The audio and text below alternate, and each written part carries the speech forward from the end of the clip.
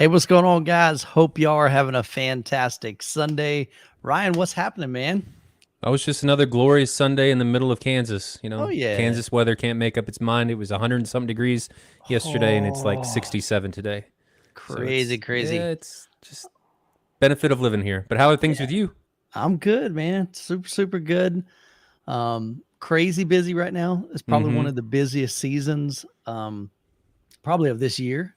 But other than that, man, I can't complain. Life is good. Getting ready. We went to Target the other night to pick up some baby shower stuff for, Target's dangerous. well, yeah. I don't go over there too often, but Mm. we were picking up some stuff and for a lady that was having a baby. And so as we're looking at, I'm going to be a papa in December. And so I don't know if I showed you guys this. Let me show you. Look at this, man. I thought this was super dope. Check Can't that read out, man. that. That better? Yeah, I got it. Hey there, man. Target got you that? Nah, my Oh, my wife got me that. I thought that was pretty dope, man. So it says Papa like a no, I grandpa, like but that. cooler. That's me. Source of advice and stories. I got some stories. Fixer of all things. Not But sure is the about that kid gonna one. think you have stories? Oh yeah. I'll have some cool stories. I can't fix a whole lot of nothing. Best person in the world, maybe in his eyes, but super pumped about that. But it was funny because we're just looking around going, oh man, I saw it was like a Marvel 5 minute stories of Marvel. And I texted my son, I'm like, hey Jacob, check this out. And I said, what do you think about this? And he's like, oh, that's cool. And I'm thinking, dang, the dude can't even like read or talk. And I'm like, you're way jumping the gun, man. So I'm just getting excited. But I thought it was pretty cool. He's So well ahead of the. yeah, dude. I'm like, we're gonna hook him up, man. It's gonna be fun, dude. It's gonna be cool being a grandpa and papa. So cool, Mike. I'm What is excited for you. happening, man? Ronster, good to see you. Mike Goddard, Jed, talents in the house. Hope you guys are doing well, man. Do we even have a topic for today? Not really. I wanted to just kind of jump on here and really just have a chat with these guys in the comments. You guys, if you got questions, if you got stuff that you want us to talk about, by all means, throw that in there. This is really informal tonight. Won't be commenting much, hanging with the family. Dude, family always comes first, Tristan. Youth Man and Ryan, we're like secondary to family. Does that mean that For the sure. family's watching? Nah, I think he's like in the bathroom or something, just kind of sneaking. He's like, I'll be What's out taking just you a so minute. long? I'll be out just a minute, promise. Sorry, honey, I'm getting my fix. Leon from London, man. What is up, brother? Man, so glad that you could join us tonight. Jelly Mix, good to see you, man. Very cool. So let what's me up know. with the? Go ahead. I was gonna say, let me know in the chat where you. I always love seeing where you guys are dropping in from. So let me know where you're located. Leon's in London, Australia. Samuel, good to see you, man. See, that is just so cool to me, man, to know that I've got an audience like all over the world. I just think it's super cool because we all have different backgrounds, different stories, different experiences. Mm-hmm. Oh, here's a good question. Chris says, what do you like to eat? Right now, honestly, I am trying to eat pretty healthy. I'm trying to cut out a lot of the breads, a lot of the carbs kind of stuff. I'm drinking a lot of this lately. So I like these, man. This is Celsius. So they're like 0 calories. It's got a good, it's kind of like it's similar to a soda because it's got like the carbonation, but this You is my didn't know this favorite. was going to be a sponsored stream, did you? Hey, I wish. Hey, Celsius, hit me up. No, I'm kidding. But tropical vibes, man, that's where it's at. I used to like, there was one that was a peach, but honestly, my taste buds have changed or something. But I love the tropical vibe, 0 calories. I've been hitting that. But as far as like my favorite food, literally, I could eat lasagna every day. I absolutely Really? love. Oh That's one man. you don't really hear too often. Oh, love me some lasagna, dude. That is like literally my favorite. What's your favorite, man? You can't go wrong with a good burger, Mm-hmm. right? Mm-hmm. Burgers and Yeah. really good pizza. Yeah. That's super cool. Yeah, that's really where I'm at. But you brought up a good point. It's always interesting how your taste buds change. Yeah. Like things that I was addicted to as a kid, Yeah. I bite into now. I'm like, this is horrific. Yeah, How 100%. how did I ever think that this was good? Yeah. Promise says, is Youthman the human Garfield? The human Garfield. Like, Because what is that? Garfield loves lasagna. Oh, I didn't know he liked lasagna. Yeah, I didn't know that. Gosh. Dude, I haven't watched Garfield since literally I was a kid. Yeah, I mean, haven't like, either, but that straight up. sticks with you. Come on. I don't remember that. Are you the I human? barely remember Gargamel. Was that his name? Who? Okay, now I don't know who that is, and you can make fun of me for that now. No, maybe that's a totally different cartoon. Let me know in the chat if that's a completely different. I think it was. That was, yeah. Maybe I'm mixing them up. Anyway, growing up, I was always a Transformers guy. Transformers, absolutely. G.I. Joe, GoBots. Goodness, I like that was, Centurions. yes, I don't remember seeing that. It's like but the those were human like version of Transformers. those. What do you were think my, about the new Beast Wars Transformers coming out? I haven't seen it. Well, it's not out yet. Well, I mean, I The haven't new heard movie anything that's about coming. it. Yeah, it'll probably be terrible, but I'll watch it. Yeah, there was somebody else. Hang on a second. So we got London in here. We got Australia in the house. Ontario. I want to visit Australia one day, man. I'm always shocked about how big Australia is. So look, I told you, Tristan, he's got low volume and he's got one earbud in. He's trying to sneak the podcast. So, man, go love on your family, dude. It's all good. Charles Keene, good to see you, man. Hey, if you guys have not seen one of my recent home theater tours, Charles has got one of the dopest DIY home theaters that I have been to. He's the gentleman that has 21 inch. He had, let's see, there's two 21 inch behind his screen. He's got a 21 inch near field subwoofer right behind his two seats. And then he even made, I don't know if you saw the video, Ryan, he built a custom pair of Klipsch La Scalas. They're clones. And he made custom JL. Is it the Gotham? Yeah, I think it's the Gotham dual 18s. Dude, it is gorgeous. Absolutely gorgeous. Was this the video with like the Who, bronze horn drivers or whatever in the front?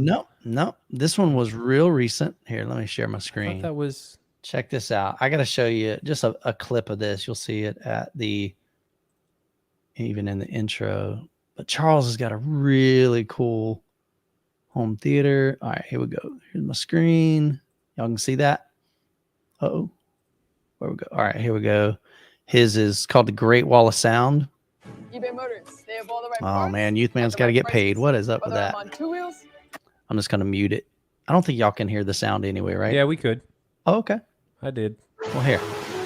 I'll turn it on if you can hear it. That's cool. Let me skip this ad real quick. Oh, you got to be Ah, it knew. It knew. man. Double whammy. Why you want to do this, man? Wah, wah, wah. Today I have an Check this out. absolutely phenomenal DIY home theater tour. That No, I haven't features seen this one 3 yet. DIY sound group Look at this, Vortex dude. 15s, 2 La Voce 21-inch subwoofers, 2 monstrous stereo integrity Watch this 24-inch wall right here. subwoofers, all behind a 120-inch acoustic transparent screen. That's And insane. even a third 24-inch subwoofer directly behind the That's theater sick, seats. man. I You're know going it's to see amazing, but then you Charles's turn around and there's handiwork 2 throughout seats. this I'm like, I'm entire expecting this tour. massive theater 2 He built seats. some Oh my really Look at god. these- cool look at these DIY custom movie things, man. poster These Can he panels, build me custom La some Scalas frames? that he Watch this. handcrafted using Bob He Crichton can. He components, does them. a powerful Look at that JL beautiful Gotham subwoofer, clone that he dude. built using 2 stereo integrity 15-inch That is some drivers. serious custom work And be right sure there. to stay till the very end of the And you'll video, like this one. Watch this. as we'll look at an Audi tricked out with all stereo integrity component speakers, stereo integrity amplifiers, and a massive 24-inch Oh, I remember you stereo telling me integrity about this. subwoofer Yeah, in an infinite baffle, with the Look at rear that. of the sub being completely That's visible crazy, from man. underneath. That's So, crazy. yeah, go check out his home theater tour. That was a whole lot of fun. Charles is such a neat guy, man. He's so gifted in woodworking and, home theater and all that stuff. but he's just got some mad skills. I know he does some stuff on the side. He's got a full-time job, so he's not looking to do this full-time. But if there's some custom work like subwoofer enclosures and stuff, definitely hit him up on, he said the best way to do it is just look up Charles Keene on Facebook, or you can hit him up on AVS Forum under Tarpinator. So just super cool guy, but man, he's so gifted. But that was a whole lot of fun. Yeah, he's got some talent with those enclosures. Yeah. C Big is from Florida. Good to see you. Charles is from Florida. Las Vegas is in the house. New Hampshire. We got more folks from Florida, Houston, Kansas. Oh yeah. They're all over the place, man. I love it. Calling me out saying I don't watch your videos. I just didn't watch that one. I haven't caught up yet. All right. So the reality is I have 500, I think, in 505 videos. I don't even know if I've seen all my videos. I edit them, but I haven't seen them all the way through. I don't usually watch my stuff for the flight sim stuff, so I can't imagine you watch them all. I just haven't watched that one yet. Yeah. Usually a little bit behind. Talent. I would love to come to Canada sometime, man. I hear Canada is gorgeous. I've only seen pictures. I've never been there, but I would love to come up and see. Actually, you know what?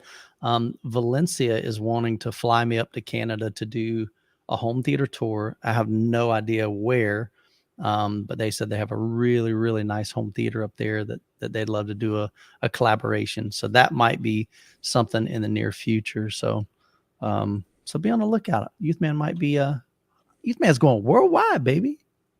Who knows? North Texas here, 14 by 17 room, enough space for 2 rows. I want the big screen immersion, but don't want to jack up my front row. So my room is 13 feet wide. So I think 14 feet wide is totally cool. Mm-hmm. My room is 19 feet deep, and I have 2 rows of seating. But my front 4 feet is taken up by my cabinet. And so technically, as far as floor space and where I have availability for seating, I have a 13-foot wide by 15-foot space. So yes, I think you can do 2 rows of seating. However, the struggle that I have with mine is going to be probably somewhat similar with yours, is the fact that that back row isn't going to be off the wall very far. It's not ideal. Like mine is literally right up against the wall. So those aren't ideal. It's a little boomy back there, but people still enjoy it. Think about this. Most of the people that come and watch, movies or listen to music in your home theater, I don't want to say they're not like on our level, but you know what I'm saying? They don't appreciate it like we do. They're just like, oh, cool, we're watching a movie. They don't know if it's boomy or if there's a lack of bass. They're just having a good time and they're just enjoying the movies. They're sitting in your comfortable chairs and, they're just having a good time. So I don't think that's a big deal. I think it's possible. It just might be a little bit tight. What do you think, Ryan? I agree with that.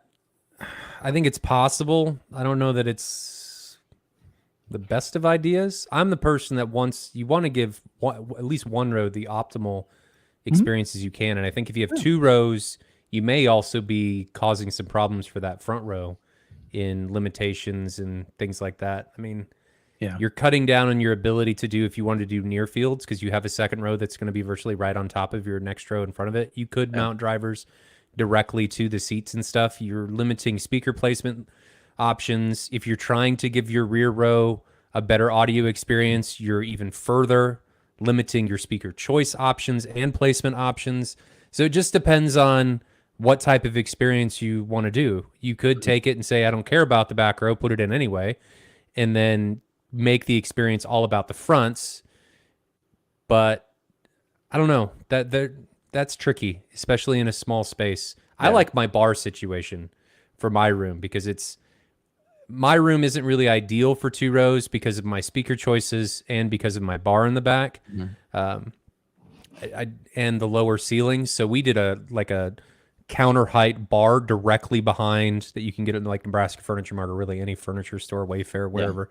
And then there's like high top chairs so they can sit and see over it, but it doesn't take up nearly as much space as a second row. And you can put it right on top of the first row. So here was the other thing that you're probably going to run into, like I did. Now, again, you've got a little bit more depth. You've got 2 extra feet than I do as far as floor space. If you're not going to install like a wall, like a false Now you're wall. talking promise here, not me. That is correct. I'm sorry. Yeah. Yeah. So I'm looking at, I know you can't ever tell where my eyes are. But what I was going to say there is when I recline my rear seats, they literally bump up against the front row. So with having an extra 2 foot back That's there, a good point. If you bring them away from the wall, let's say a foot or 2 foot, then you're probably going to be hitting the rear seats.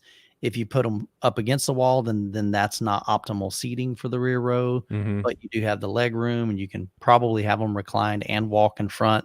So again, it's not ideal, but here's what I've always tried to stress on my channel.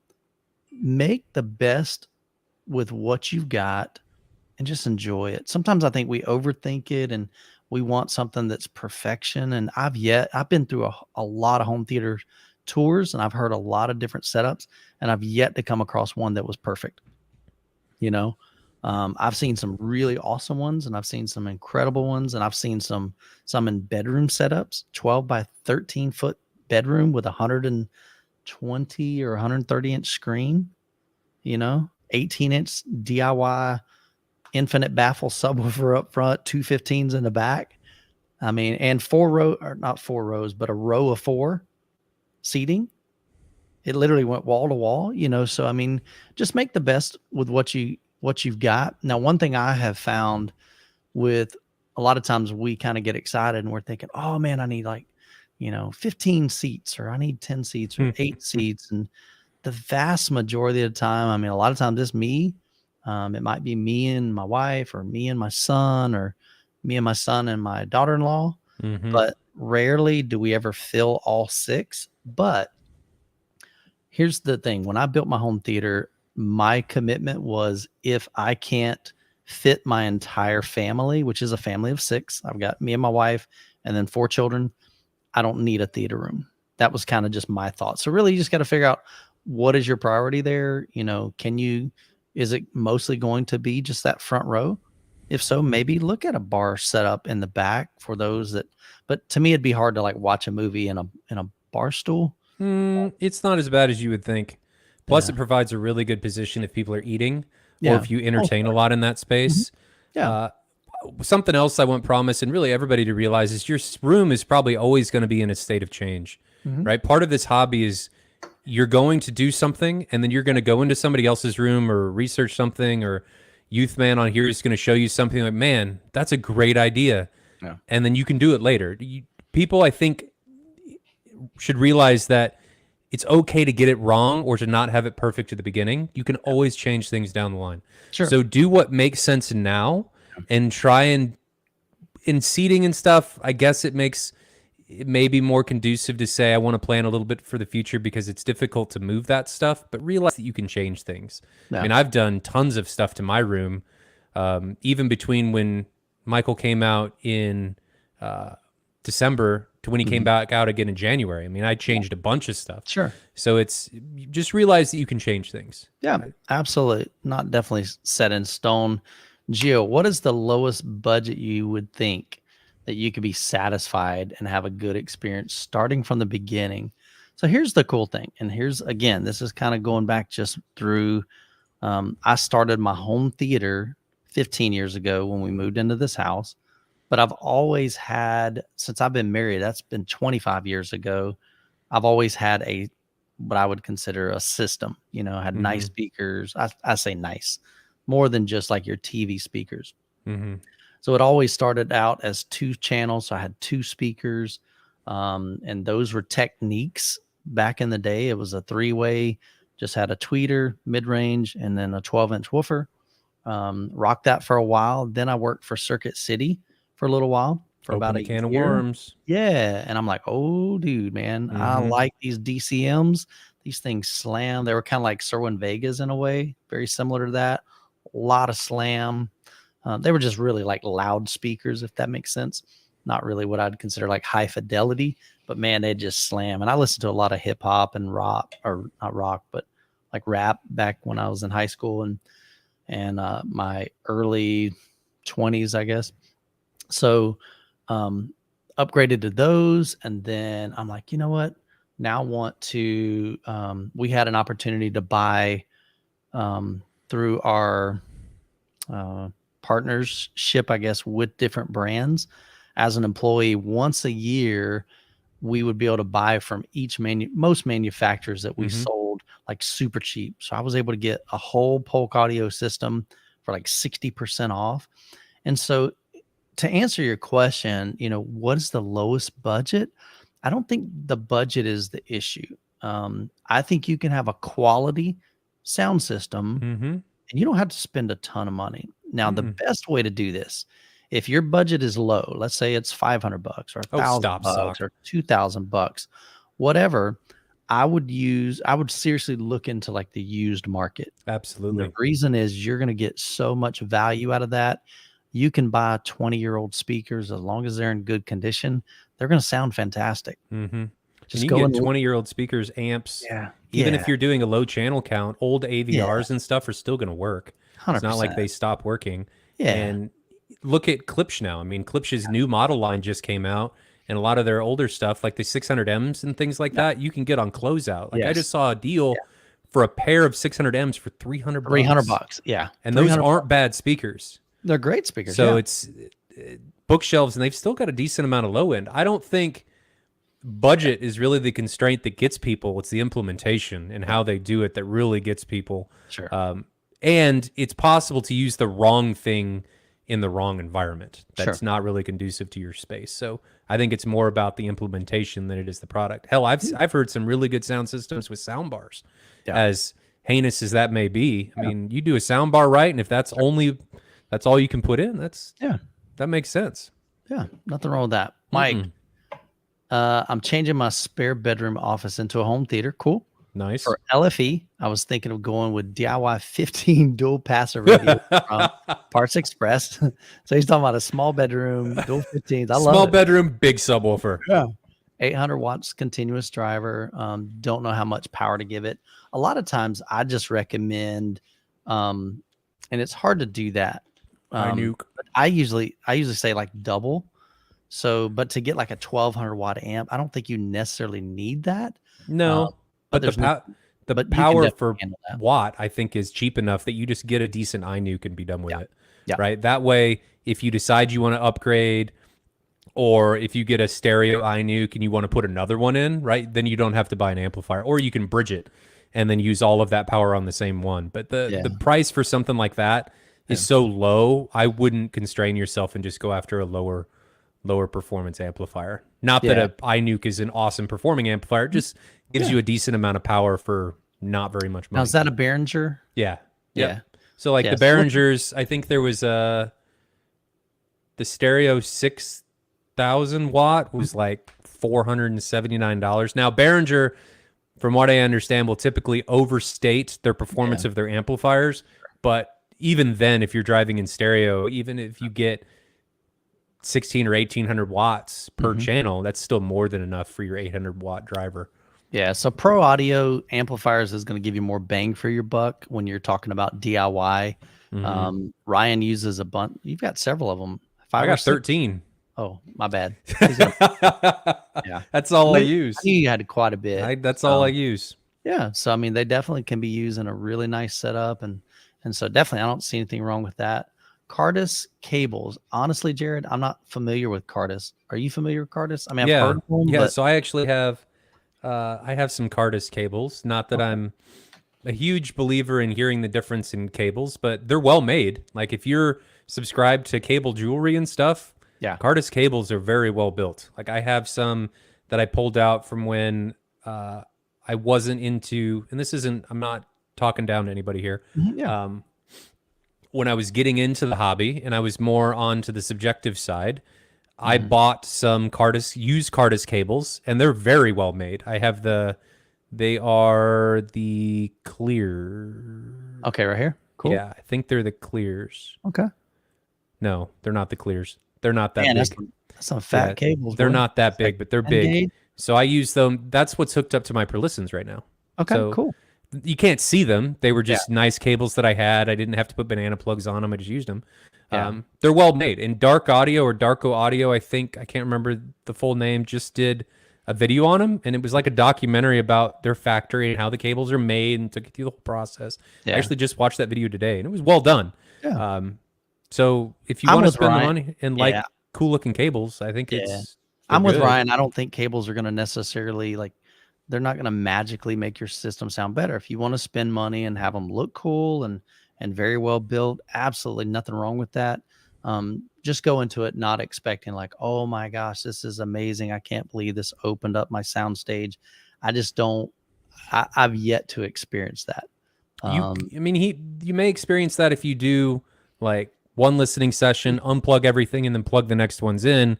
If you go at it from a subjective approach, right? But we'll be doing stuff like that at M-Wave. So yeah, definitely. So we'll see. Going through some of these here. I've tried to keep tagging stuff as we move down. Yeah. Cool. Somebody brought up a good point about if you do the iNuke, something to think about is fan noise. Okay. Right? Because it is a lot of power. And what are they? They're not. I think they're Class D. I don't know what they are. Yeah. Maybe they're Class H.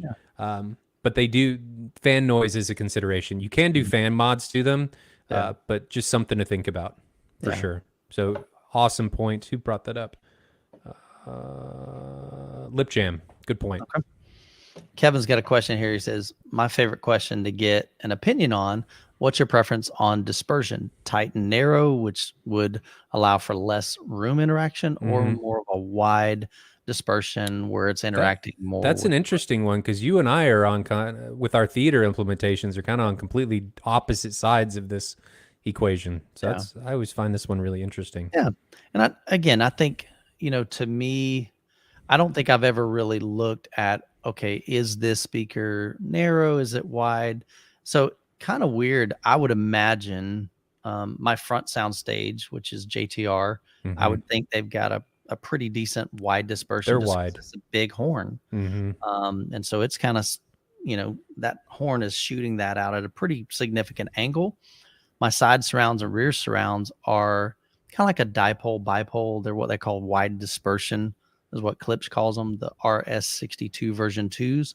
And so they actually have a mid-range and a tweeter kind of facing one angle, and a mid-range and a tweeter facing the other angle. And so back 15 years ago, that was really ideal for, Dolby Digital and DTS. And that was kind of the format there. But a lot of guys are moving to more of a direct radiating for those sides and rear surrounds. And oftentimes those are more narrow. To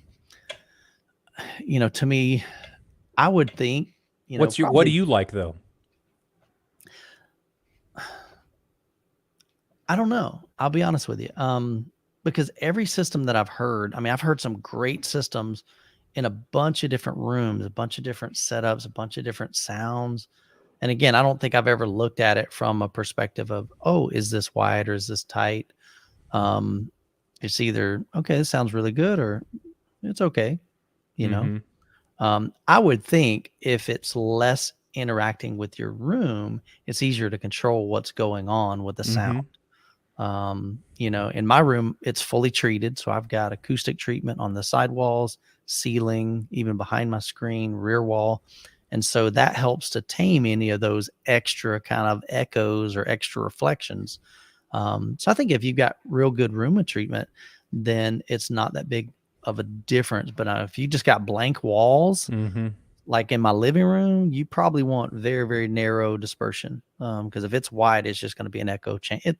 Honestly, it's going to be an echo chamber no matter what. But I think you'll get way more interactivity with that. So I'd be curious, Kevin, what's your preference on that?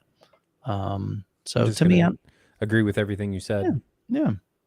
So for anybody coming to M-Wave though, and if anybody in here is a gold level VIP or above, one of the interesting comparisons that you're going to have an opportunity to be able to do is Jonathan's room and my own room are complete polar opposites of this equation. He uses CBT beamformers, which I think are like 150 degrees dispersion. They're ridiculous on those JBLs. Whereas mine are 30. So it's very different, and you get to hear those rooms virtually back to back, or at least in the same day. So it's just an interesting way to be able to approach it, to really figure out what you like, and it brings a different experience. I can say that I think they both sound great. Jonathan's room's awesome. It's just a different experience for sure. Yeah, totally different sound, and but I agree, man. It's literally the most immersive room I've ever experienced. It's really weird because you can walk all around his room and the volume doesn't change. I even did a demo, audio demo on one of, I think it wasn't a live stream. I think it was just a real short video. And I was like, this is kind of weird, guys. I've never experienced that. Usually you get off axis from a speaker and, you know, the tweeter and the mid range that kind of dips down pretty low. His is just like, it's just a bizarre. And then if you get real close to the speaker, it's not any louder really than further away. It's just really cool design. But like you said, it's just a different type of setup. So Mike, he says, is that one sub near field behind the couch going to be enough for sub 20 hertz at a decent level? Room is 10 by 12 by 8, 960 square foot. So the good thing is you don't have a lot of square footage. It's not a massive room. My worry there is you're going to be able to localize it. Yeah, I don't know what the frequency response is of those. If they're going to go down to 20, I would definitely just take a look at their website and see. Does he say what it is? I thought, wasn't his the DIY from? I don't know. My worry though is if you turn that up really high, it's going to feel like you're getting shot every time that thing kicks. Yeah. And if you're trying to pressurize the entire room with a near field, man, yeah, that's going to be rough. Mainly because you have to turn it up really high, and it's going to be kicking the crap out of your back. It's all about setup, and it's all about calibration. You know, I think you can. I mean, think about it. If you got a 21-inch right behind you, that thing can literally like rearrange your organs. You know, well, we saw that from Doug's. Yeah, that's what I was thinking of, honestly. So it can, but if you dial it in just right, then it complements what's happening on the screen. But the point that I think I'm making is if that's your only sub, which I think is the case with Mike here. Gotcha. If that's your only sub, and you're going to have to pressurize the entire room with that, that's going to hurt. Yeah, having that near field, if it is going to be right behind you. Yeah. So just something to think about, that like when my near fields, man, I have it turned way down in comparison to my fronts. Like Dirac calibrated it, and then I had to turn it down like 12 dB at least, because it was just way too hot. And you're going to have to go higher than that, especially if you want people outside of that main seat to have a good listening experience. That would be rough. So I think it's doable. It just depends on how much bass you want to have in that near field. Sure. Good to see you, Supercharge from Idaho. Glad you could stop by and hang out with us. Let's see. We got some folks that are working. Don, I've done a home theater tour on his. His was the one you were talking about earlier, Ryan. He's got the Tecton speakers. Oh, yes. Tecton. Yeah. Don's got a super cool room, man. And prime example. We were talking about this earlier. Do you have to spend a lot of money? So his front speakers, I mean, they're decently expensive, but his side surrounds, rear surrounds, they're 20 or 25 years old. They're Infinity speakers, and they sounded beautiful. I really couldn't believe that his center channel, it was an Infinity, actually blended so well with the Tectons. I just thought, oh, this is going to be a disaster, to be honest. And I even said that in the video. And it's funny because I'm having this conversation with him. I said, hey, I didn't even tell you this, but when you sent me your photos, I looked at that. I went, wow, how in the world is that going to work? I mean, completely different materials, completely different design. And honestly, it sounded really stinking good. So I was, so you don't have to spend a fortune. And Don has he's a great example of that. Life of bliss in the house, man. Good to see you, Kyle. Kyle's a good dude. He's going to try to come to M-Wave. I know. Yeah, we were talking about it. I was talking about it with him today. Yeah, he's got to work, but he's trying to get those shifts covered. You're putting him on the hot seat. Oh, yeah. No, I'm just saying he's trying to come. I mean, there's nothing wrong with that. So if he can come, that'd be great. And he may be able to just pop in, and he may have to work. So we'd love to see him there and hang out. Sock, what is up? Ryan doesn't watch you. Yeah, sometimes. I don't expect anybody to watch all my videos. Man. I watch them. I've got 500 videos.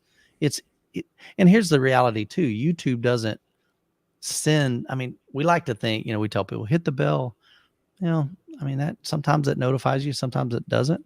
Just know that I'm putting out content every single week, at least every Saturday. And most of the time there's another video sometime in the week. And then we've got the live stream that we've been doing now for like 2 months on Sunday nights at 7 p.m. So, cool, man. He wants the brown note, man. That's the low frequencies.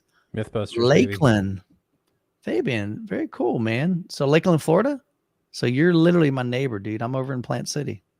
So super cool, man. Glad to have you. How would you configure a basement 5.2.4 home theater light controlled room using mostly for movie TV streaming with a $20,000 budget? I've never had a projector, prefer detail over brightness. Room is 18 by 15. Man, there's a lot to kind of unpack in that. There's a lot to consider. Yeah. Even outside of this. Light controlled room, I think you can definitely go with a projector. I think for projector source, use JVC.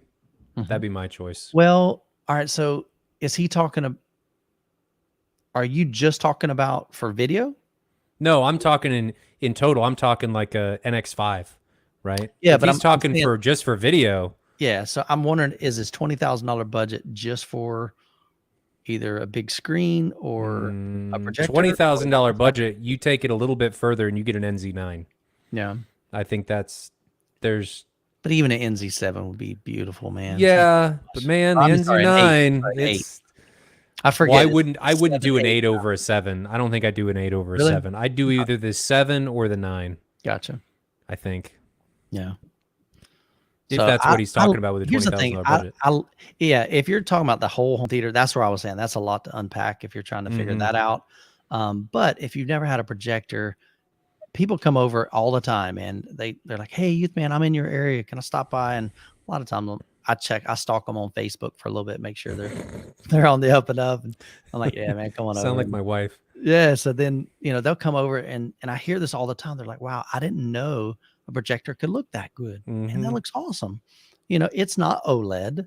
It's not, that super saturated. They get pretty close. Not with the NX7 though. You know what I'm saying? I mean, like I'm getting like 400 nits. So I don't. I'm not talking about. I don't think you're getting 400 nits. Not even. You might be getting 100. No, I think Nick measured mine. I thought because I'm getting at my screen. I'm getting 150. Okay, then maybe not. Maybe I'm messing it up. Anyway, I'm not getting what you would get out of a TV. Oh, absolutely not. TVs are super bright. You just can't get that, especially with the JVC. Epsons are going to be a lot brighter, but they're going to lack the black levels. They're going to lack the contrast. They're going to lack, that color, accuracy. So, but I think you can get a fantastic projector for 20 grand, man. So you can get a killer projector for 20 grand. I love the immersiveness. And I even did a video just recently talking about, is kind of like, should you go with a projector or TV? And I know a projector isn't for every setup, but if you've got a dedicated room, totally light controlled, 100%, man, if it's movie time, you're not going to be able to replicate that immersive theater-like experience with a TV. Even if it's a 100-inch TV, I promise you, Ryan, you cannot get. Depends on how close you sit, dude. If you want to sit 4 feet, fine, but it ain't happening, man. Tim from Alaska, got a couple folks from Alaska, super cool. Andrew, good morning, guys. New subscriber, thanks for subscribing, man. Love the channel. Melbourne, Australia, love it, dude. Got some folks from Indiana, Portland, all over. Jet asked just real quick, does the 8 do AKE shift? It does. All of the new NZs do AKE shift. Yeah. Very cool, man. Kamish, you're live from prison? I've seen Kamish all in my comments, man. Hey, if you're in prison, dude, and you're watching, I love it. Great. I'm grateful, man. We got people watching all over. Anybody watching The Boys? I've heard good things about it. I just haven't had the time to check that out. I tried it, but I don't know, I had to put it down. Yeah. A lot of good stuff out there lately. Some junk, but there's a lot of good stuff. We're watching Lincoln Lawyer. We're enjoying it. Oh yeah? Mm-hmm. Oh, check this out from BC, Canada. Man, we got folks all up in Canada, man. That's because you guys are cool. Like literally, like cool in a hip way, but then also cool in temperature because it's hot down here, man. Definitely hot. So let's see. You starring some? There we go. I've Go been ahead. trying to go through them. So Yeah. Mark Bateman asks, I've got a 5040. I'm wondering how far back I should put it from the screen. Projector Central calculator's confusing me. It's got a zoom range. So the zoom range is talking about your projector zoom, right? Because you can put it at really any point in that zoom range. Ideally, you want the projector as close as possible to your screen because you want maximum brightness. The further away you put it, the more lumens you're going to lose. So ideally, you want it as close as possible as that calculator is going to give you. Yeah, and then You're just gonna zoom all want to the give way you out. a little, give yourself a little bit of leeway, like 6 inches to a foot, so you're not like right there. You put the mount up and you're like, crap, Yeah. it was off by Bleeding whatever, and lumens. maybe your screen's like 2 inches forward because it's mounted on the wall. So those are things to consider, but you want it as close as possible.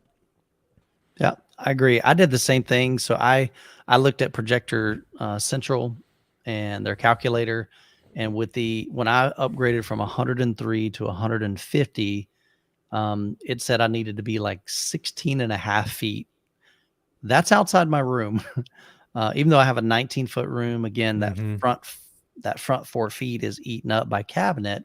And so that's one of those things where I had to cut a hole in the wall, back it up. But like Ryan said, I was literally on the threshold. I mean, we're talking, I couldn't fill the screen. I mean, we're talking like just a fraction. And I talked to Nick about it, and he told me to enable, there's a setting in there that it's called zoom, I think. And Aspect ratio. It has to do with aspect ratio and zooming. I don't remember what it did. And but it he said uses it changes the panel utilization from 4096 to 3840 and vice versa. And he said it actually uses more of the sensor, so you actually are getting Correct. more light out of it. So I was like, he said that's a good thing. So I was like, cool, and that fixed it. But definitely I would have mounted as close as you can, so that you can get as much brightness. Because again, projectors typically aren't like light cannons. So please advise of a good receiver for Klipsch RP8000F. So the good thing, Jared, with most Klipsch speakers, they're pretty efficient. So you typically don't have to have, this massive powerhouse. So number one, it's hard to recommend a receiver when you say that you've only got 2 speakers. If you got 2 speakers, I mean, I use a really old school Harman Kardon connected to an Acurus A200 amplifier that I paid like $400 for.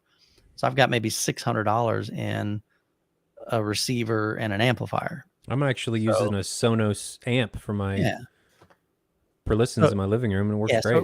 And it decodes all the Dolby stuff. Yeah, so it really that's hard to answer just because there's not enough information. I'd say with Klipsch, 5.1, do you need 7.1? Or are you just looking at 2-channel?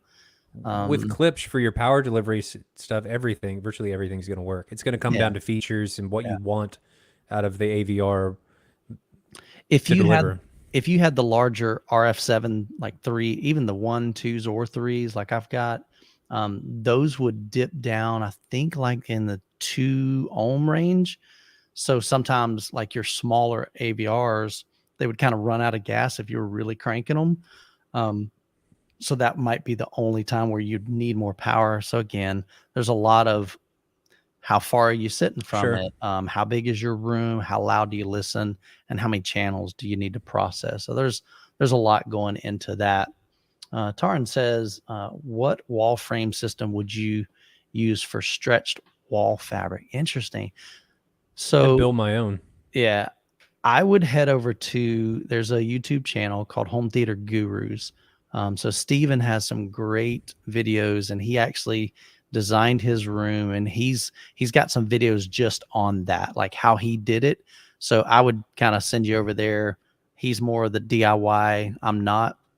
I kind of have to, pretty much everything I own is like I gotta buy it kind of stuff. I'm not going to be able to build. If you want something simple, just 1x2 common board from Lowe's or Home Depot. Yeah. Build a box out of it, put a center brace around it, stretch your fabric over the top, and then staple it on. I mean, it doesn't have to be overly complex. It just needs to be strong enough for then to have a mounting system to put it on the wall. And Yeah. that could be done through magnets, double-sided adhesive, or nails. Just depends Yeah, on what you want to do. But he's don't got- overthink it. Yeah, he's got a pretty cool system. He shows you the tool that he uses, and I mean his whole walls are covered, so it looks really, really cool. So definitely there's some DIY stuff out there. Unfortunately I'm just not a big DIY guy myself. Dwayne, I just got my bass set up for my home theater. So your bass, like BASS, like your bottom end. What I mean, a company came in, did my speaker wiring, 77-inch mount. What should be my next step for acoustic? I think he means he's getting his home theater started, and he just got the bass put in with like his wiring and the TV put on the wall. Oh, God. Okay, so you're just kind of starting it out. What would be my next step for acoustic treatment? Clap test. Yeah. Find those reflection points. Yeah, I mean, the only thing that I know is the first reflection point, and the easiest way to figure that out is sit in your primary listening position, your main spot, and see if you don't have your speakers. That's going to be hard to do anything right now until you get those speakers. But once you place the speakers up front, you can get somebody to hold a mirror like on your left wall, and you just have them move it forward. You can't see it. Have them move it forward and backward on that left wall until where I'm sitting, I can see the reflection of my front left speaker. And that's where that first panel goes. And then do the same thing on your right wall. So that takes care of the first reflection point. And honestly, what I did with the rest of mine was just kind of like, where is it going to be not acoustically, aesthetically? I know it's not scientific, but it helped to tame what Ryan was talking about, that clap test. Mm-hmm. And literally all that is stand in the middle of your room. You clap one time pretty loud. And if you hear boing, oing, oing, oing, oing, you need some acoustic treatments. Mm-hmm. So whether it's DIY, whether you buy them from ATS or GIK, and there's several brands out there, or if you build them yourself. Even Kyle, Life of Bliss, has got some really cool videos on how to build acoustic panels. And you can even like have artwork printed on it or movie posters printed on it, which is really cool. And then we talked about Charles Keen's. He did something similar using that, but he took it to a whole nother level and did some CNC routing of Infinity War on the side and put their logo. So definitely pretty dope. So definitely a lot of options there for you. AVS Forum is going to be a great source, resource when you're talking about acoustic treatment. Those guys are just super, super knowledgeable. So I definitely kind of recommend kind of get some advice over there. Fabian asks, hey, I got a question about what my crossover should be for my RP 140 SAs. They are height speakers, 80, 100, 120. If you have a measurement mic, just turn them on and then look at where the bass drops off. And that's if you can manually set your reflect or your crossover point, that's probably where it's going to be. It's probably going to be somewhere between 80 and 100, more than likely. I'm not familiar with those speakers, but yeah, my guess is it could be 100. It's also kind of dependent on your subwoofers and what their capabilities are going to be. Without a measurement mic, knowing the room though and what your room is going to do, it's difficult to say. Yeah, and if you have room, point is usually 80. What most people set them at. And if you have room correction, honestly, anytime I add new speakers or swap out or add a subwoofer, I always just rerun my room calibration. So whether you have Odyssey, Dirac, and usually it'll do a pretty good job of figuring out the crossover frequency. So that would be, an option as well, just rerunning that and kind of letting it do its thing. Leon, talking of clips, what's the best center channel for Heresy 4 and surrounds? So the Heresy 4, so here's the interesting thing. Ideally, the best center is going to be another Heresy. Get 3 identical speakers up front. Make it work. Yeah. For surrounds, 2 more Heresies, 4 more Heresies would be awesome. That's just a big old surround speaker. So some people go with the KPT series. They're kind of like, they look like your movie theater kind of speakers. They're angled. Usually they've got one big like 12-inch driver or 10-inch driver, depending on what size you get. I think some of them are 8-inch.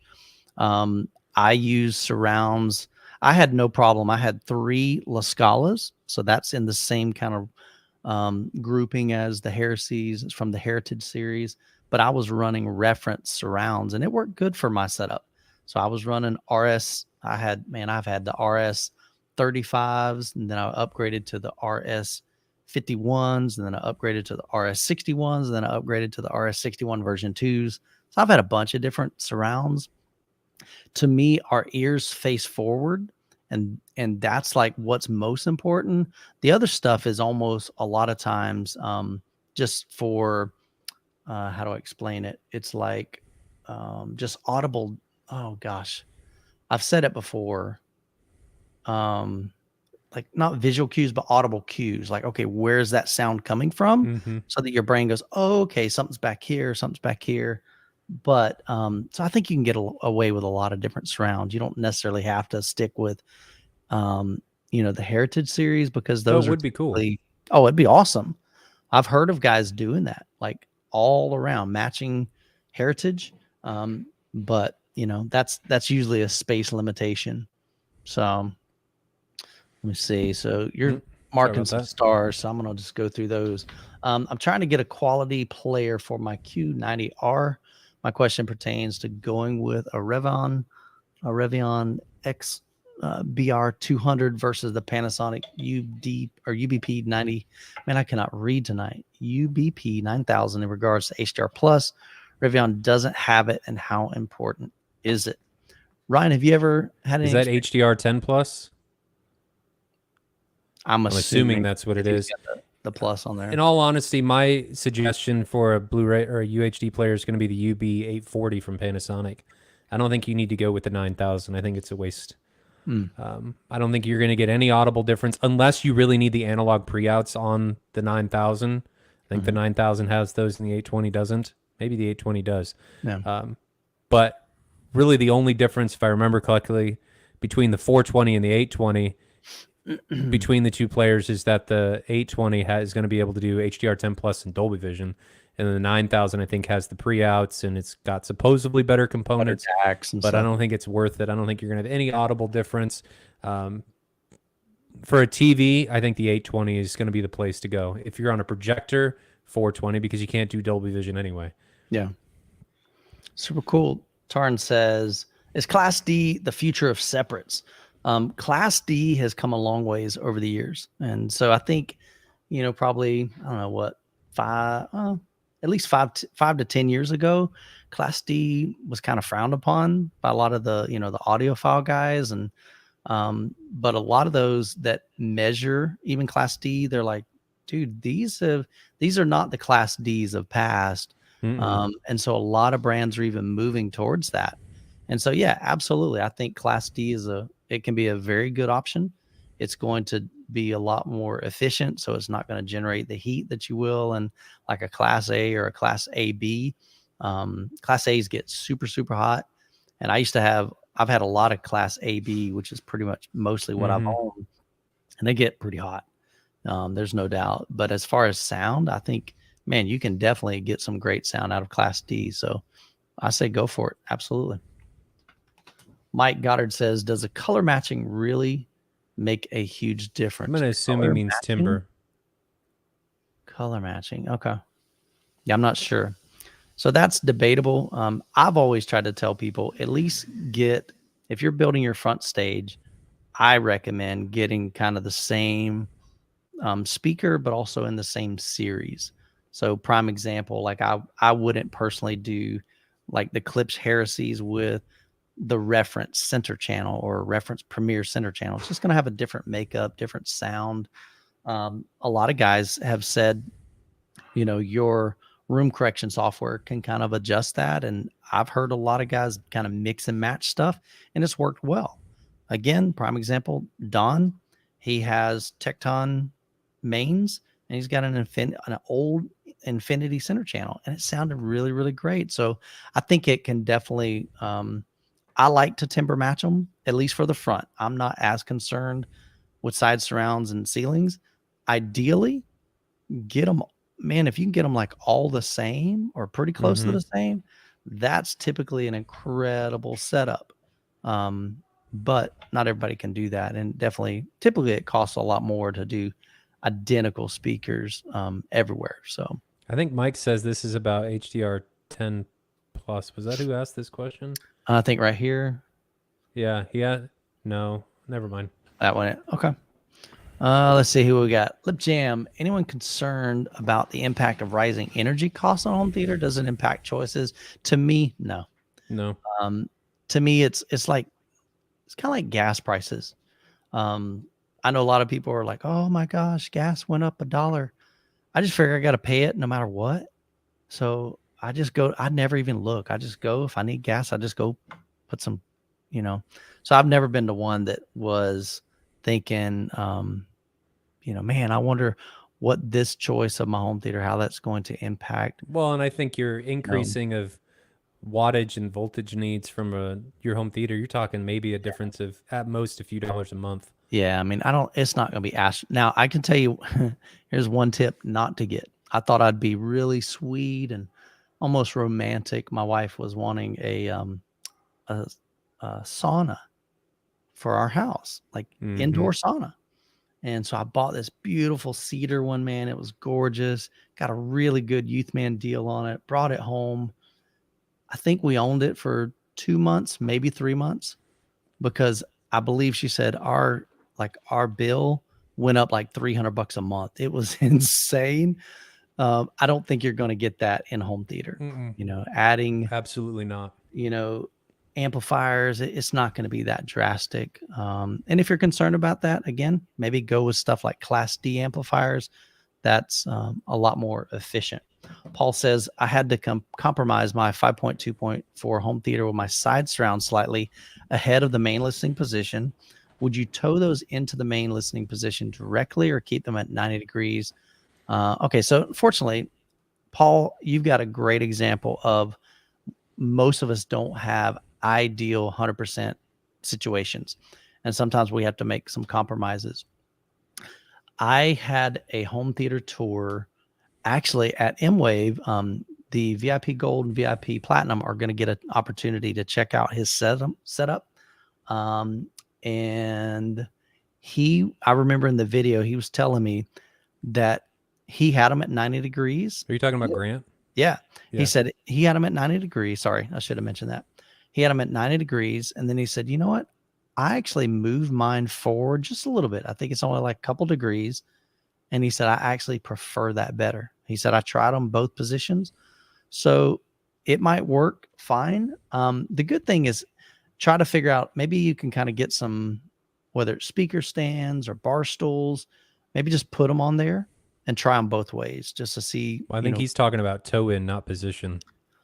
Well, but that's what I'm saying, though. It's kind of the same thing, though. He's talking about, all right, are we going to fire them straight out, which I think Grant did. He can't toe his in because of the JTRs you can't toe. But, Paul, I think you try them both ways. Yeah, that's what I'm saying. So sit them on, like Michael just said, sit them on bar stools or something and fire them straight across and then try them towed back in towards the main listening position and see if that's any better. And if you don't have that, maybe just get 2 friends over, 2 buddies, have them hold them, I mean, seriously, do what you got to do. And so I'm going to jump on this one. Dwayne says, can you explain SPL meter setup? I'm getting a +4 up on my 5.2.2. I believe that's high. Am I wrong or right? I actually have a video on that. It's not like a perfect video from a scientific. This is just the way I've always done it. And I think even in that video, I actually aimed it at the speakers, and people are like, "No, you really should have that up." My thought was, okay, I did the same thing to each speaker, so it's going to read the same. But regardless, ideally, you just want to use your SPL meter and make sure that most of your speakers, or pretty much all your speakers, are level matched first. Just get them the same reading. So I set the dial to 75 dB, and then I increase my volume on my AVR to 0. So that's reference. So ideally, reference is 75 dB with peaks. Basically, there's like 20 dB of headroom. So with peaks of, I think, 105 is what it ends up being. Is that right? Or is it 85 and 10? Well, yours, if you've got a Den and a Marantz, you're going to do 75. So they do it 30 dB down. Direct is 20. Okay. Gotcha. So, so that's where you would set that at 0 on your volume, set your dial 75, and then just make sure that each speaker is reading that. As far as why you're getting +4, I'm not sure. So if like on your meter, if you're getting +4, again, I've got an analog meter. So you set it to 75 and +4 would be 75 plus 4, which would be 79 dB. So you would just back down the level on that channel until it got to 0. So it'd be 75 dB. So hopefully that answers your question. Let's see if we got a few more before we wrap up here. Here's a question. So Paul says, quick question, 5.2.4. You home answered this theater. one already. Well, why is he doing it? All right, uncheck it. There we go. Okay, cool. Here's another one. Joe started looking at speakers this week. Finally, after my room is finished. Congratulations, man. So It's he's always got exciting. his room ready. Yeah, man. Another step. Considering a Rendell, okay, 1723 monitors for LCR behind my 130-inch AT screen, Monolith 7X. Any opinions on a Rendell? I haven't heard the Rendell speakers, but I did haven't review either. their subwoofer. Solid subwoofer. There's a great content creator out there. His name is Cleveland. He is the Villa Man, and he actually owns some. I know he's reviewed them, and I think he even owns them. Some Rendell speakers, and he really likes them. So, if you can hear them somewhere, I think they're overseas, so sometimes it's hard to demo those. I always recommend, if at all possible, man, go hear something before you buy them. But I realize sometimes that's not possible. You just got to kind of do some research, and hopefully, they're going to fit. That Monolith 7X, definitely I can recommend that. I've got the 11X. Absolutely. Solid amplifier. It's made by ATI. They've been around for a long time, and Hobie really did his homework with that. He's like, look, we're not really into amplifiers, but we're going to hire some people that are, and they're going to kind of design these for us. And ATI is a solid company. So, and I've had no hiccups with my 11X. It's really, really good. Let's see. Okay, yeah. So here's another one. So he's saying, check out the YouTube reviews. Spare Change. He's got several reviews. He's done the Rendell. Like I said, I know the Villa Man has as well.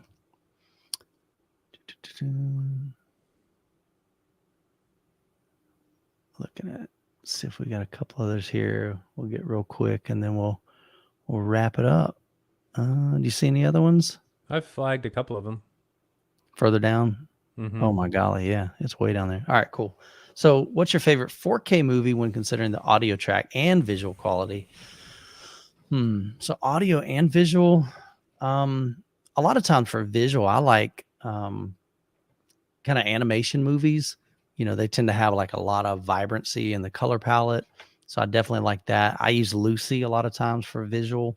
I love seeing, I don't know why, it seems kind of weird, but like even Morgan Freeman, like there's some really close shots of his face, and his face has got so much character in that, and you just see so many details. That's a very, very well done visually type movie. Audio track, man, there's a bunch of them. Mhm. Of course, there's the Ready Player One. There is Hacksaw Ridge.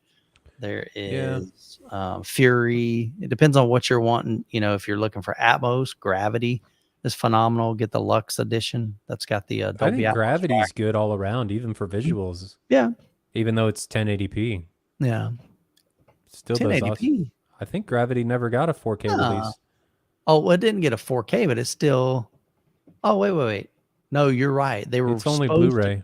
They were supposed to come out with a 4K sometime, but I don't think they still have. I think you are Nope. right. Not that I'm aware of. So that's Yeah. a really good one all the way around. Blade Runner 2049, even though it's dark. Yeah, see, Sock says Lucy as well. I've used that quite a bit. Ready Player One. Yeah, see, you guys know what it's about. Yeah. So, Trying to think of some of the other ones that I've used. there's just a Spears lot. and Munsell definitely for video stuff, no question. It'll Yeah. push everything to the limit, but there's no audio associated with it. Yeah, so Sock has a great point, and that's what I was saying. It really depends on what you're looking for, because there are very few audio demos that I pick because they're just amazing for everything. Some of them I pick because this is a really good demonstration of what Atmos can do and how it can be utilized. Sometimes, man, this thing just has some incredible bass, you know. Sometimes it's musical score and how they've implemented that in there. Like you said, live sound, you know, I can definitely recommend and I'm drawing a blank. I can see the cover because I own it. It's the concert. Oh my goodness. Live in Prague. What is that one? What Oh, the? no. What am I thinking of? Whatever. It's the Pirates of the Caribbean. Yeah, That one. he's done a few of them. John Williams. No. Oh my goodness. Why am I drawing a blank? I recommend this thing all the time for concert, orchestral. It's phenomenal. It's the guy that has, oh my goodness. Why am I drawing a blank? Let me know in the chat. Take a look. You got a super chat from Kamish. Kamish, appreciate the super chat. I'm not in prison. I'm in my, dude, that's messed up. That's what was surprising to me. I was like, really? Because Kamish has been in like all my comments, man. So Here's another one. Too funny. Hey, Gotham, thank you so much for the $5 super chat. Is just one Ascendo. How do you pronounce that? Ascendo? Yeah, I've seen those. Those are they got some massive mama jamas. So is one Ascendo 32-inch infrasonic subwoofer enough for a 17 by 21 room? Will only be used for less than 20 hertz. I'm not familiar with their specs, but there is no reason that a 32-inch subwoofer should not be able to easily pressurize a 17 by 21 room. Because mine is 13 by 19, and I've got 18s, and it's more than I need. So absolutely, that shouldn't be a problem. But I have yet to hear any of those. I've seen some on YouTube, and they're insane, man. They make the big, massive ones, man. 32-inch, golly, that's big. I've seen 21 and 24, but 32 I've yet to see in person. That would be super. That's a big sub. Yeah, that's a lot of air movement. Yeah, so SOC verified. It is 105 peaks for reference on your main channels, 115 for your LFE channel. So SOC is hitting like 200, I think, in his setup. He's like plus 30 dB. No, he's not. I think he runs about, if I remember correctly, he's about plus 12 dB hot on his subs. That's pretty typical. Dude, his is phenomenal, man. I mean, literally still to this date, I know he doesn't like hearing me say this, but there's probably 2 home theaters that I have heard that just literally, they're just absolutely phenomenal in a bunch of different ways. And his is one of those. And the other one was a really, really big home theater that I've never experienced. Something of that scale in a home. That was really, really exciting. And that was DIY, but it was done very, very well, acoustically treated. Just everything was well thought out. Super cool setup there. Croson's in the house, man. Glad you could join us. If you're using REW and comparing what your auto calibration set, you will have to adjust the REW sweep level for the SPL to match. So yeah, you can definitely use REW for your level matching. Let's see, Aaron's Audio Corner. Cool. So he's measured some of those as well. He's a trusted source. I believe what he says. He's sketchy, man. I don't know about it. No, I'm just totally kidding, man. Aaron's a good dude, man. He knows his stuff. He's got the clipple, so he can measure it. Aaron's all about objective measurements and data, which is phenomenal. I don't have that ability. I don't have the knowledge. I don't have the background. I definitely don't have the tools. The machine that he uses, the clipple, is like $100,000 machine that he's got in his garage, so which that's just really, really, it's just a huge value to the community. And if you're into measurements and you want to know, definitely go subscribe to Aaron's channel. He's a super, super great dude. Here's a suggestion from Bob. He says, Angels Have Fallen. It's got some detailed surround effects. Definitely super cool. Aaron had a live stream today. Very cool. All right. And we'll take maybe one last question. We'll wrap it up here, guys, since we're a little bit over. So Gotham says, have you heard of Wisdom speaker system? How is it? I actually do. If you go to YouTube after this live stream and search for Youthman Wisdom Audio, you'll find a home theater tour that I did of a Wisdom Audio and Trinov home theater. It was done extremely well. Now, Wisdom Audio very, very pricey. Mhm. Alex has a beautiful home, incredible home theater. Atlanta Home Theater was the custom integrator for it. They do some of the finest home theaters literally all over the country and even overseas somewhat, but mostly in the US. But they're a different, they use, it's not a line array. I think it's called a Planar line. magnetic and line sources. I think it's called a line source. Yeah. And what's interesting about those is, and he had told me, Joe had mentioned with that collaboration, it was cool because Wisdom flew one of their guys down, which was Joe Walters. Trinov flew a guy down for them. We had the custom integrator there, so he shared that side of it. And we even had the calibrator, Chuck Gerlach. And so all of those, and then we even had Alex that was sharing, his experience from his own theater. So that was done really, really, really well. But they're about $20,000 each speaker. So if you've got the money, I mean, they're phenomenal, but it's just one of those things where I personally, I don't see I could ever spend $20,000 for speakers, but I'm not at that point, man. I'm not like killing it on YouTube. I'm not a Mr. Beast. If I had Mr. Beast money, maybe I would drop 20 grand on each speaker. I don't know, but, Tristan says Alex's setup is amazing, and he's a super, super awesome dude, man. I love Alex. He's become a good friend. We've kept in touch even since then. So definitely go check that out. But it's a high-end system. So if you want Wisdom Audio, you're going to be dropping some money for sure. I actually might be doing another collaboration out in Texas with Wisdom Audio. They've got, Joe told me, he said, Michael, he said, this is literally one of the most amazing home theaters I've ever experienced. Sound wise, audio wise, video wise.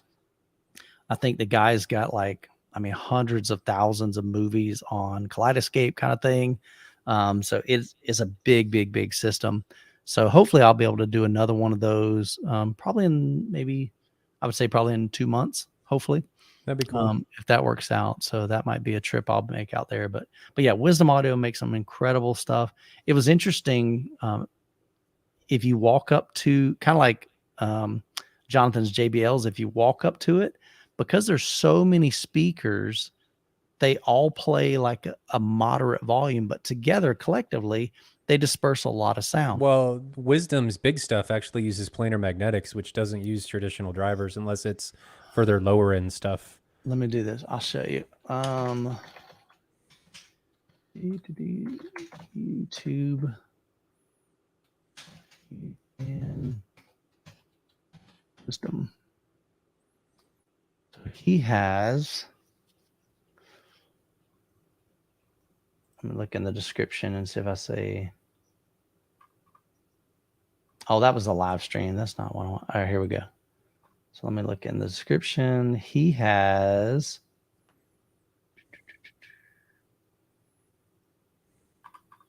I thought we put it in there.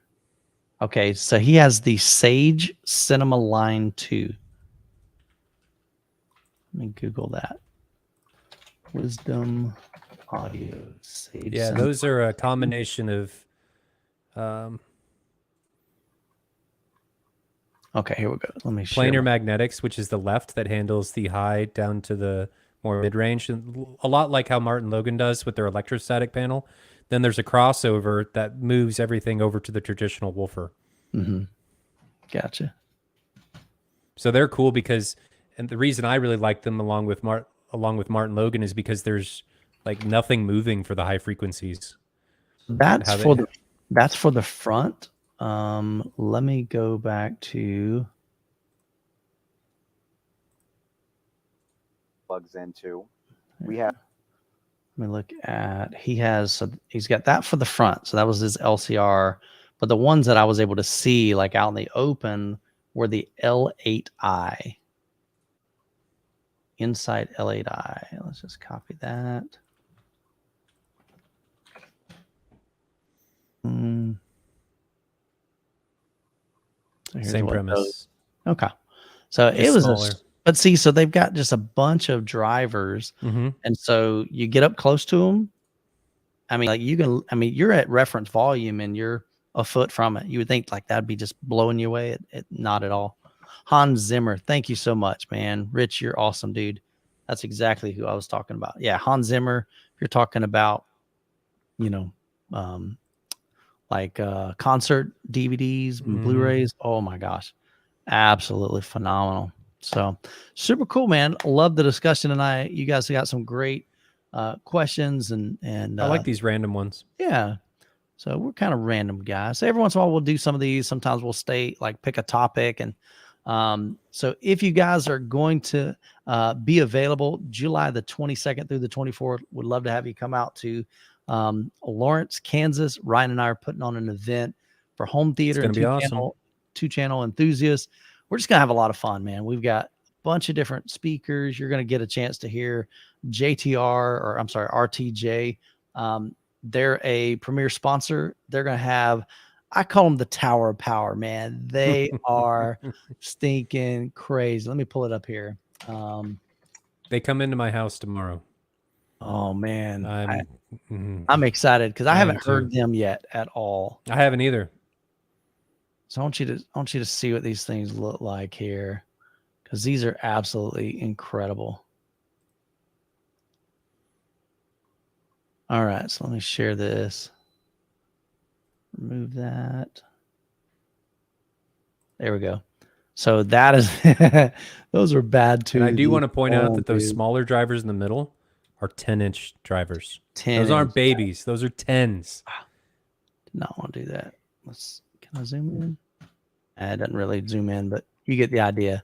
So we've got 18-inch on the top, 18-inch on the bottom, 4 10s, and a 23-inch wide horn.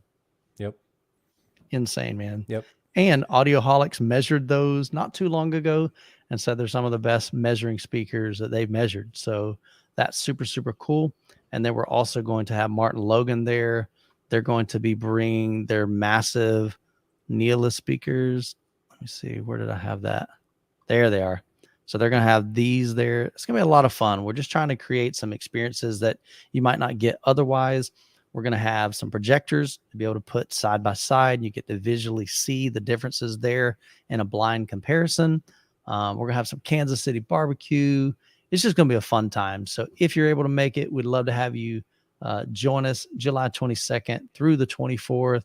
And again, you can get all the details at MidwestAVExperience.com. So hope you guys have an incredible week. I've got some more review videos coming up this week. And really, really, really exciting news, July the 1st. And I'll leave it at that. Stay tuned for the channel because you do not want to miss that. It's going to be super, super dope. So Ryan, thanks as always for joining. Thanks for having me. Always hanging out. These. You guys have some great questions and comments. So love you guys. Appreciate you guys. One last question. Ronser says, cost on those babies on which ones? On the RTJs? I think it's roughly the 40. tower. So for the pair? Yeah. For the Okay, so with about, the subs. Okay. So just that whole 40. tower. Yeah. So Mhm. you're talking about 40 grand.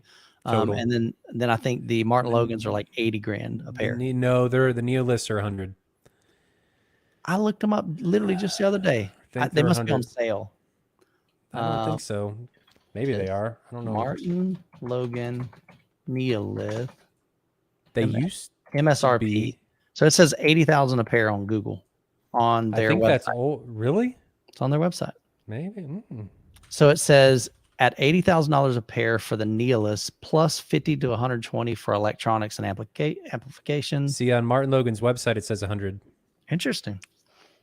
So where's that pulling it from? This is on their...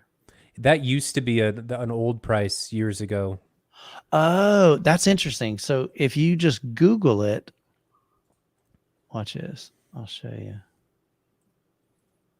That's interesting. Okay, so that makes sense. Remove that. Stop that. Add this. Okay, so I was getting it from this here.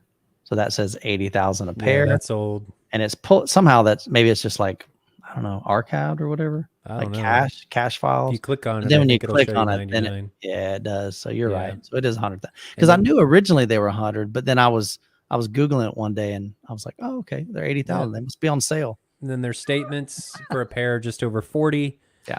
The Perlisson S7Ts that are going to be there, I think, are about 20 for a pair. Yeah. And then we're going to have the JBL CBTs up there, which are probably like 5 new for a pair, something like that. So For sure. I still have a super chat. Where? What's that? Did we miss one? Let me scroll We up got here. Gotham. Yeah. So we got that one. Did I miss one? And if I did, I am We extremely got sorry. Vamps. I'm scrolling. Oh, right here.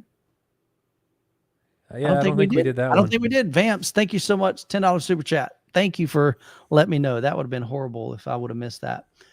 Does it seem a little excessive to use two D212S? So that's from Perlisson in a 3,000 square foot room, middle of remodel in a new home and home theater space. Also, don't bash middle of securing 97 G2 OLED lover.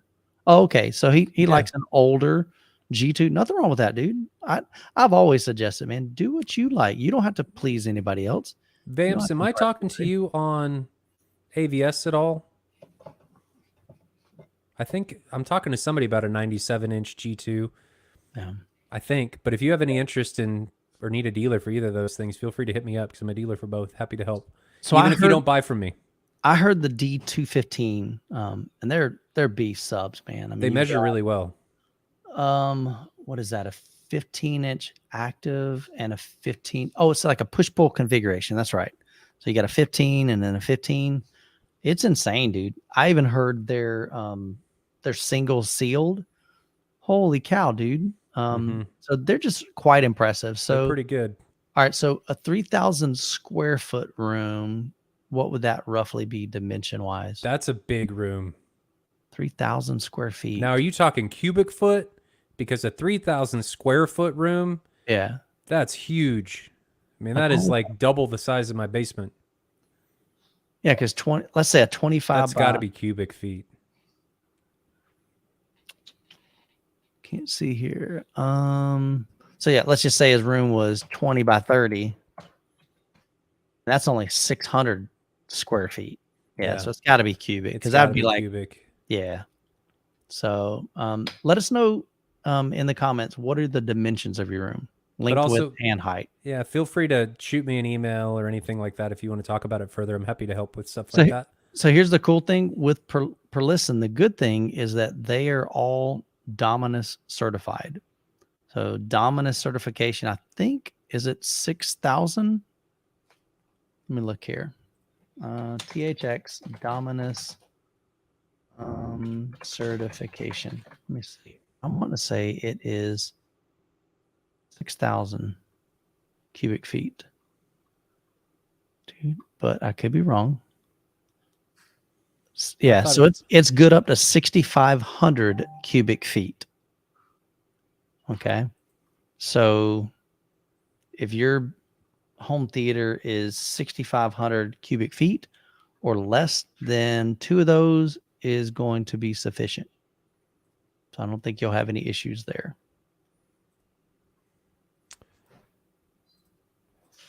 Yeah, Vamps, I think Perlisson's awesome. And they're so back is to the that ball, G2. man. The 97-inch G2, they're both going to be fantastic. Yeah. Hey, send me once you get your setup, man, I'd love to see it. Just shoot me an email or go to my website, hometheatertours.com, and just submit it. Just send me some photos. I'd love to check it out, man. I love seeing you guys' setup, man. Or you can email me directly. You can do like info@hometheatertours.com or Michael at youthmanreviews.com. Either one of those will get to me. But yeah, dude, that sounds like a killer setup. So again, thanks so much for the super chat. Sorry we missed that. We'll get one more. We'll wrap it up here. Media General, thank you so much for the $10 super chat. Should I reconsider buying an NZ9? Seems like for a dedicated home theater guys, they love to chat up Sony as king. Ryan, you're probably more knowledgeable on the differences between Sony and the new NZ9. You actually own the NZ9. So I've got an NZ9, and I just had a 7000 demo come through a couple weeks ago. The 7000's good, but if you value black levels, it can't compete with the NZ9. It can't. The 7000 can get a little bit brighter now because Sony does their brightness at their reference level. JVC does it in full bright. So the Sony can get a little bit brighter, but if you value contrast, you can't. The JVC, excuse me, is still on top. And by not as much as it was previous generation, but it's still on top by a decent amount, if that gives you anything. And there is differences in tone mapping as well. The Sony 7000 with their live color that they came out with, it's not really tone mapping and saturation adjustments. They actually view it different than their tone mapping, but it does help. I think it's going to be personal preference. So I can't really weigh in on which tone mapping is better. That's going to be personal preference, but Sony is going to be at M-Wave. So you're going to be able to see the 5000, 6000, and 7000, as well as the OG 5000, which is their $50,000 projector. I think it just price dropped too. And then the GTZ 380, which is their $100,000 projector. All of those are going to be there, along with, I'm pretty sure, the OLEDs and the QD OLEDs are Sony's brand full stop. So we're going to have those. I'm taking my NZ9. There's going to be an NX series. We're going to be able to put all of these side by side, and you're going to be able to see them and directly A/B them. So it's very subjective. I can tell you what I think, but you're really going to need to be able to see these things side by side and make it. Sony guys love Sony. JVC guys love JVC. I've seen not a ton of JVCs, but I've seen a lot of JVCs and all the home theater tours I've done. I've got the older NX7, and I love them. I'll be honest with you. They're phenomenal projectors. I wish at times it was a little bit brighter in my room, but I mean, it's not dim. Sometimes I just think like, man, it'd be kind of cool if that HDR would pop a little bit more, but that's just a limitation of it. So I know you guys are busting my chops. Yes, I don't know TVs. So apparently that is a new model, the G2. My bad. G2 just came out. I think somebody said, yeah, Youth Man doesn't know TV. You're correct, Tony. Definitely. Chris, any other hints on July 1st? The only hints I've actually given out, I did share an entire video on my Patreon channel, and you guys definitely don't have to do that. But I did kind of give a little, actually, I spilled the whole beans there. So all of it's on there. So if you're a patron, you know about it. If not, just be patient, man. Just a couple of days. It's going to be awesome, though. Seriously, like it legit. It's just, I'm just grateful, put it that way. And so I've got some really cool things that I'll be able to share and kind of give back to the community. So I'll leave it at that. So cool, man. Well, you guys, we're going to wrap it up. We went over a little bit late on this one, but it's always super fun. Great. Super grateful for your time. Hope you guys have an incredible week, and we'll catch you next week on our live stream. And like I said, I'll have a couple other videos coming out this week.